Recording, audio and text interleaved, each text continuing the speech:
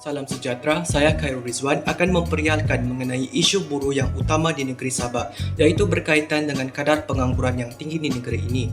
Menurut Timbalan Menteri Sumber Manusia iaitu Mustafa Sahmud, memperialkan faktor utama yang menyumbang kepada isu ini adalah berkaitan dengan infrastruktur yang lemah dan juga keadaan geografi negeri ini.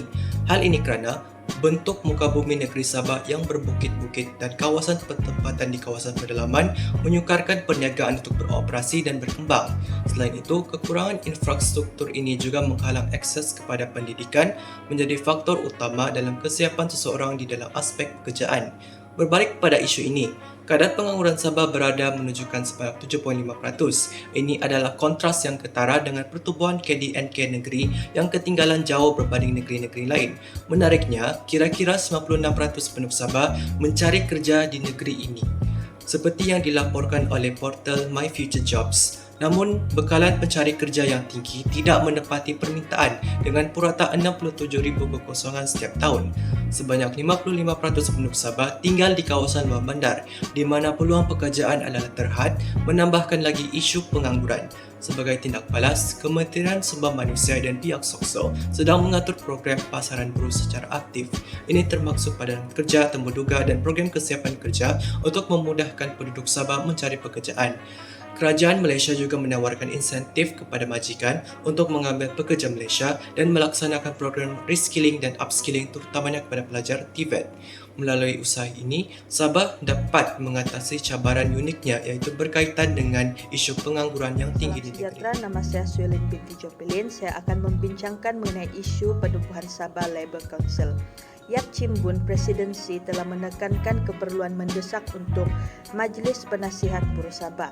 Majlis ini katanya adalah penting bagi negeri ini yang tidak mempunyai Kementerian Sumber Manusia yang berdedikasi. Sabah menyumbang secara signifikan kepada tenaga kerja Malaysia namun bergelut dengan pengangguran yang tinggi. Mendapati dirinya berada di persimpangan jalan. Si percaya bahawa majlis ini boleh menjadi pengubah permainan.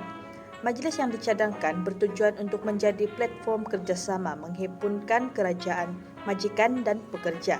Ia dijangka memberi tumpuan kepada menyesuaikan dasar kepada landscape ekonomi unik Sabah dengan kadar guna tenaga Sabah menjadi yang kedua tertinggi di negara ini. Rantau ini menghadapi cabaran unik terutamanya selepas COVID-19 dengan kadar pengangguran 9.1% yang mengejutkan. Si menjangkakan bahawa majlis itu akan menangani pelbagai isu daripada memastikan pematuhan majikan kepada pemadanan set kemahiran dengan keperluan industri.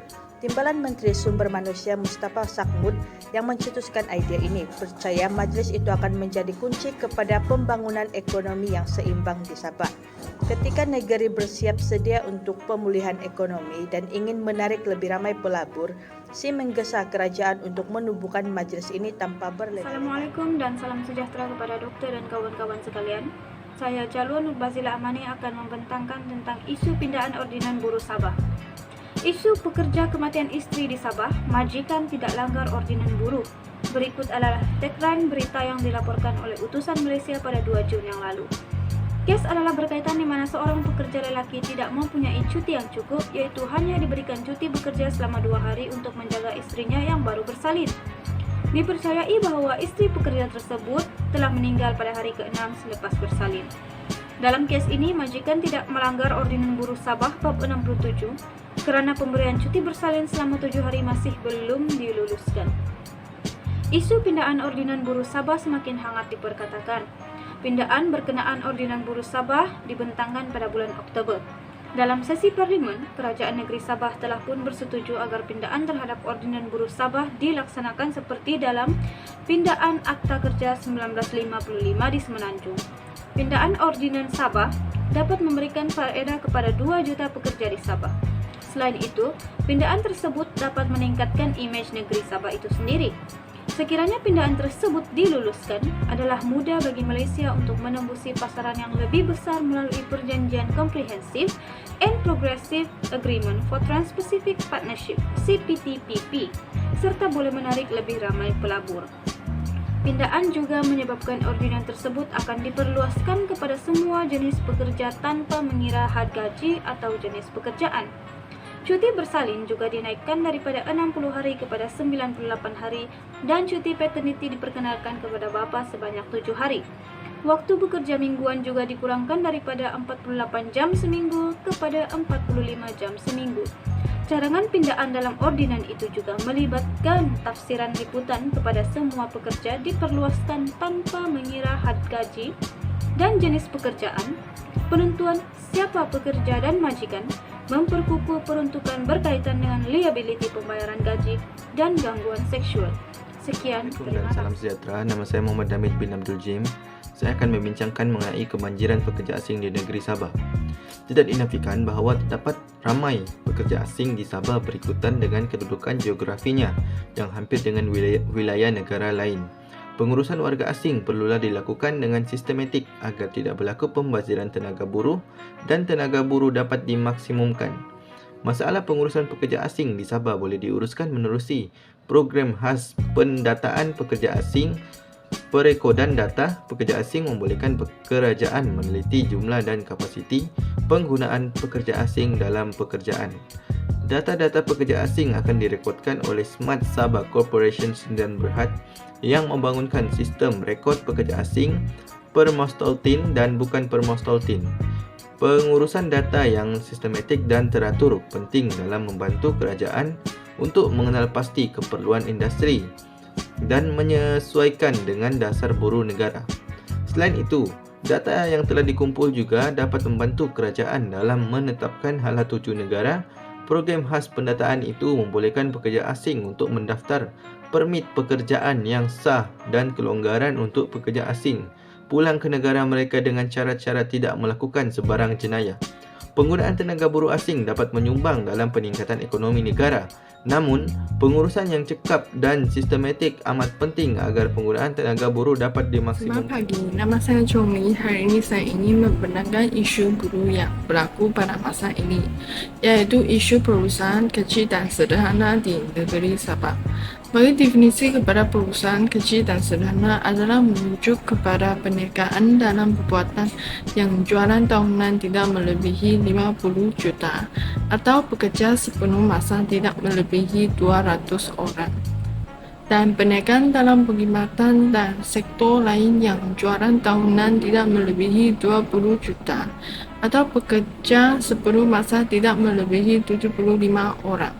Suatu perniagaan itu boleh ditarifkan sebagai PKS sekiranya ianya memenuhi salah satu kriteria yang telah dinyatakan, iaitu jumlah jualan tahunan atau pekerja sepenuh masa yang mana lebih rendah.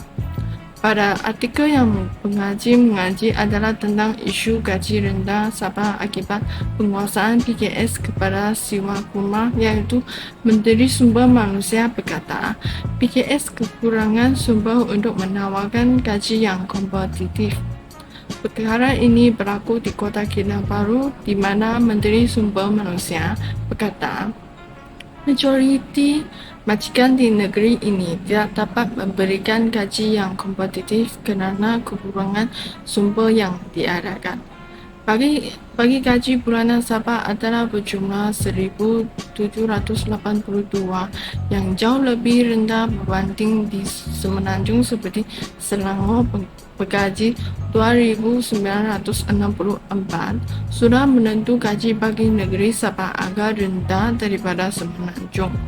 Walau bagaimanapun, Sabah juga menghadapi dengan cabaran jumlah pengangguran tertinggi negara.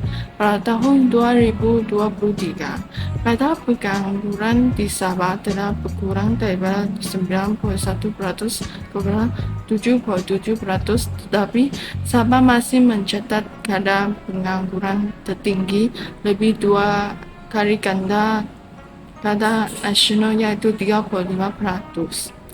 Pekerja tradisional yang telah wujud nama oleh PKS telah memberikan kesan yang besar terhadap kapasiti majikan untuk menawarkan gaji di bawah perintah gaji minimum pada tahun 2022, iaitu 1,500. Hal ini menyebabkan buruh tempatan berhijrah ke Semenanjung untuk mendapat gaji yang lebih tinggi.